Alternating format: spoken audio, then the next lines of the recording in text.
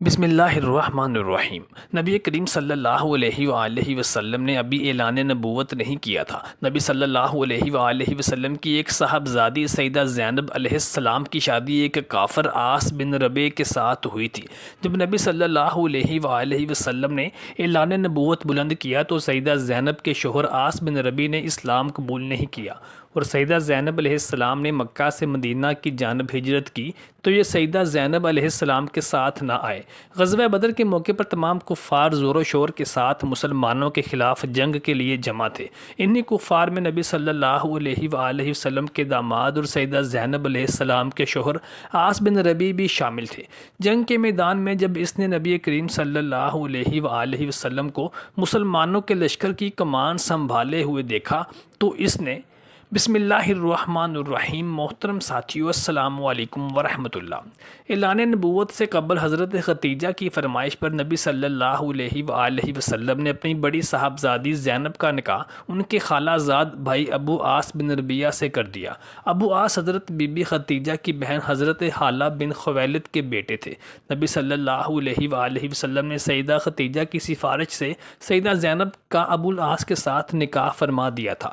سیدہ زینب علیہ السلام تو مسلمان ہو گئی تھیں مگر ابو عاص شرک اور کفر پر اڑا رہا۔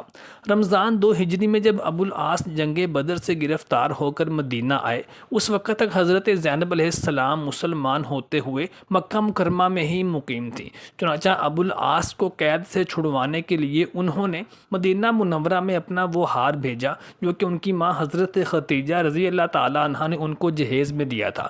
یہ ہار نبی صلی اللہ علیہ وآلہ وسلم کا اشارہ پا کر صحابہ کرام نے حضرت زینب علیہ السلام کے پاس واپس بھیج دیا اور نبی صلی اللہ علیہ وآلہ وسلم نے عاص سے یہ وعدہ لے کر ان کو رہا کر دیا کہ وہ مکہ پہنچ کر حضرت زینب علیہ السلام کو مدینہ منورہ بھیج دیں گے۔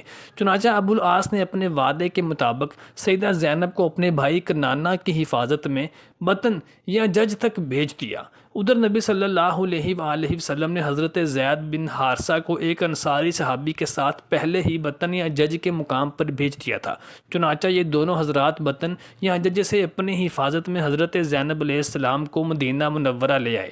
جب حضرت زینب مکہ مکرمہ سے روانہ ہوئیں تو کفار قریش نے ان کا راستہ روکا، یہاں تک کہ ایک بدنصیب ظالم جابر حار بن اسود نے ان کو نیزے سے ڈرا کر اونٹ سے گرا دیا جس کے صدمے سے ان کا حمل ساقط ہو گیا، مگر ان کے دیور کنانہ نے اپنے ترکش سے تیروں کو باہر نکال کر انہیں یہ دھمکی دی کہ جو شخص بھی سیدہ زینب علیہ السلام کے اونٹ کا پیچھا کرے گا وہ میرے ان تیروں کے نشانوں سے بچ کر نہیں جا پائے گا۔ یہ سن کر کفار قریش سہم گئے۔ پھر سردار مکہ ابو سفیان نے درمیان میں پڑھ کر حضرت زینب سلام اللہ علیہا کے لیے مدینہ منورہ کی روانگی کے لیے راستہ صاف کروا دیا۔ اس کے بعد ابو العاص محرم 7 ہجری میں مسلمان ہو کر مکہ مکرمہ سے مدینہ منورہ ہجرت کر کے چلے آئے اور سیدہ زینب سلام اللہ علیہا کے ساتھ ہی رہنے لگے۔ حضرت زینب علیہ السلام پیغمبر اسلام حضرت محمد صلی اللہ علیہ وآلہ وسلم کی پہلی صاحبزادی اور دوسری اولاد تھیں۔ وہ حضرت قاسم بن محمد کے بعد پیدا ہوئی تھیں۔ حضرت زینب نبی کریم صلی اللہ علیہ وآلہ وسلم کی سب سے بڑی صاحبزادی تھیں۔ آپ بعثت نبوی سے 10 برس پہلے پیدا ہوئی تھیں۔ اس وقت نبی کریم صلی اللہ علیہ وآلہ وسلم کی عمر مبارک 30 برس تھی۔ آپ اولین مسلمان ہونے والوں میں سے تھی۔ مشرکین مکہ کی جانب سے نبی صلی اللہ علیہ وآلہ وسلم اور آپ کے اہل عیال کو جو تکلیفیں پہنچیں ان میں سب میں آپ اور آپ کی بہنیں بھی شریک رہیں۔ نبی صلی اللہ علیہ وآلہ وسلم بالخصوص تکالیف کے دور میں آپ کو معاونت اور مدد باہم پہنچاتی رہیں۔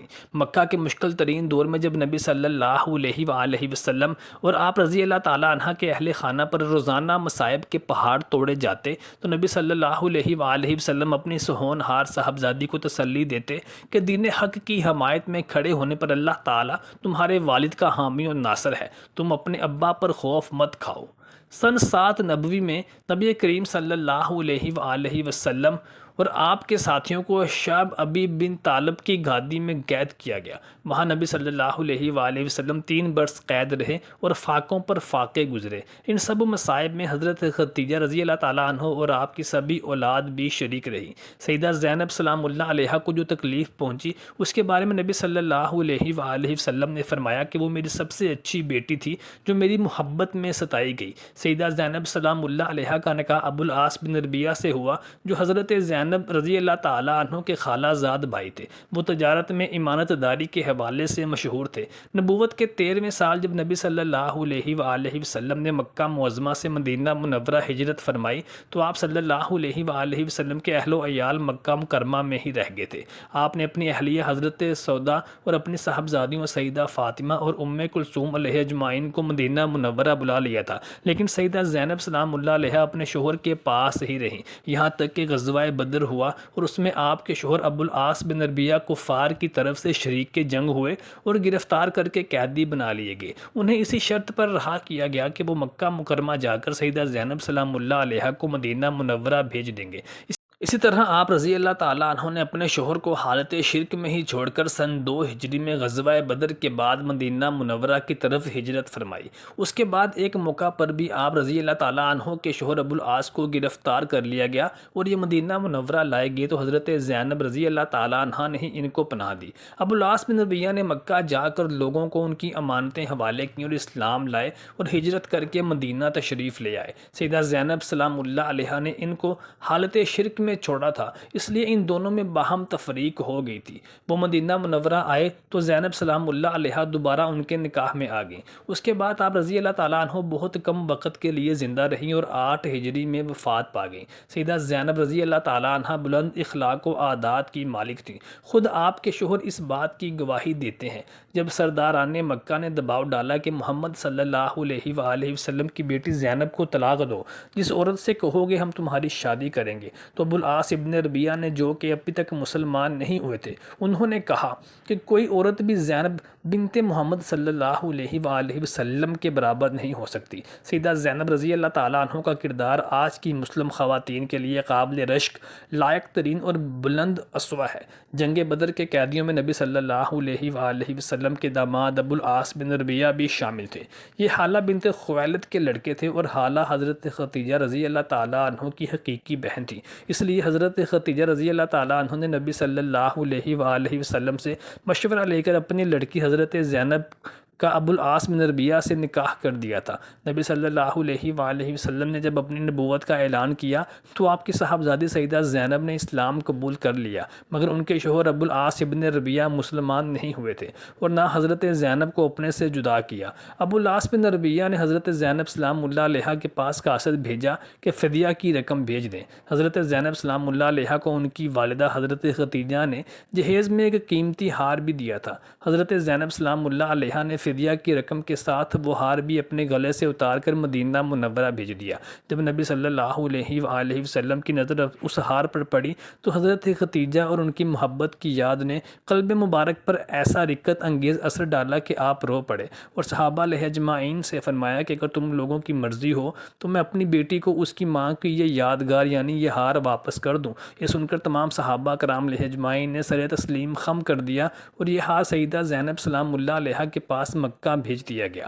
ابتدائی زمانہ تک یہی حکم جاری تھا، اس لیے نبی صلی اللہ علیہ وآلہ وسلم نے اپنی 2 صاحبزادیوں کا نکاح عتبہ بن ابی لہب اور ابو العاص بن ابی ربیعہ سے کر دیا تھا، حالانکہ یہ دونوں کفر پر تھے۔ بعد میں وہ آیات کریمہ نازل ہوئیں جن میں مسلمان عورتوں کا نکاح کافر مردوں سے کرنے سے ممانعت اور حرام قرار دے دیا گیا تھا، اور انہوں نے وعدے کو پورا کیا اور حضرت زینب سلام اللہ علیہ کو واپس بھیج دیا اور پھر بعد میں خود بھی اسلام قبول کر لیا تھا۔ محترم ساتھیوں، نبی کریم صلی اللہ علیہ وآلہ وسلم نے اور ان کے خاندان نے جس قدر اسلام کی سر بلندی کے لیے اور امت مسلمہ کو ان فتنوں سے اور تکالیف سے بچانے کے لیے جو تکالیف خود صحیح ہیں ان کی کوئی نظیر کوئی مثال نہیں ملتی۔ اللہ تعالیٰ سے دعا ہے کہ اللہ تبارک و تعالیٰ ہمیں نبی کریم صلی اللہ علیہ وآلہ وسلم کی سچی محبت، عقیدت اور اہل بیت کا سچا اور پکا عاشق بنا دے، اور اللہ تعالیٰ سے دعا ہے کہ اللہ تبارک و تعالیٰ نبی کریم صلی اللہ علیہ وآلہ وسلم کے صدقے اور ان کی اہل بیت کے صدقے ہمارے گناہوں کو معاف فرمائے اور قیامت کے دن ہمیں نبی کریم صلی اللہ علیہ وآلہ وسلم کی شفاعت بھی نصیب فرمائے۔ اور اللہ تبارک و تعالیٰ سے دعا ہے کہ اللہ تبارک و تعالیٰ اس ویڈیو کو دیکھنے والے کی تمام مشکلات کو آسان فرمائے اور اس کے تمام روزے قبول فرمائے۔ محترم ساتھیوں، آپ سے گزارش ہے کہ کمنٹ سیکشن میں اپنی رائے سے ہمیں آگاہ ضرور کیجیے گا اور اپنی تجاویز سے اور اپنے اہم اور مفید مشوروں سے بھی ہمیں ضرور نوازیے گا۔